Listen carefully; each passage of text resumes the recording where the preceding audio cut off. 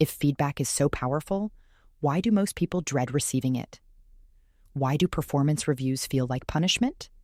And why do teams that get the most feedback often show the least improvement? Welcome back to Deliberate Leaders. I'm Allison Dunn, and today I'm shattering one of the most sacred beliefs in modern leadership. I was working with a sales team obsessed with feedback. Weekly one-on-ones, peer reviews, constant coaching conversations. The manager prided himself on being feedback-rich. But performance was stagnant.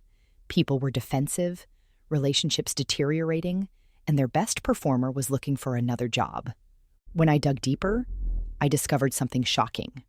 They spent more time talking about what was wrong than actually doing the work. They were so focused on problems that they'd forgotten how to build on strengths. That's when I realized the uncomfortable truth.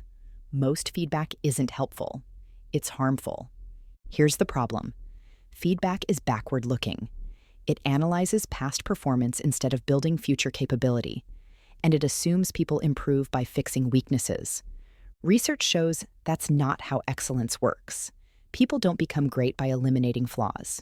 They become great by maximizing strengths. Think about world-class athletes. Do you focus on what they're doing wrong? No, you study what they're doing right. You analyze their patterns of excellence. But in the workplace, we obsess over gaps and failures. We've turned improvement into a deficit-based conversation instead of a strength-based one. So what's the alternative? Excellence acceleration. Identifying, amplifying, and replicating patterns of peak performance instead of trying to fix what's not working. Instead of, you need to be more organized, try that project where you delivered everything ahead of schedule. Walk me through exactly how you planned that. What can we learn from that approach? Instead of, your presentation skills need work. Try, remember that client meeting where you had them completely engaged? What specifically did you do differently? How can we replicate that?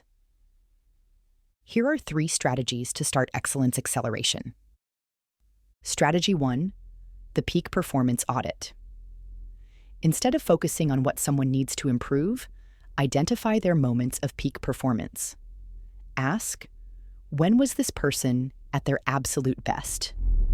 What specifically were they doing? What conditions made that excellence possible? Strategy 2, the strength amplification framework. Start conversations with strengths, not problems. Get specific about what made it work. Explore how to amplify it. Create conditions for repetition. Strategy 3, excellence documentation. When someone has a breakthrough, don't just celebrate it, capture it. Have them document exactly what they did, then share those insights with the team. I worked with a marketing team struggling with campaign performance. Instead of analyzing what was wrong, we identified their one exceptional campaign.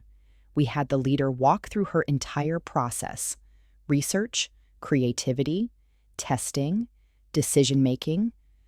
We documented that process and had others replicate those patterns. Result? Campaign performance improved 40% in the next quarter. Not by fixing what was wrong, but by amplifying what was right. Here's your challenge. Instead of giving traditional feedback this week, try one excellence acceleration conversation. Pick someone who's done something well recently and dig deep into how they did it. People don't grow by fixing weaknesses.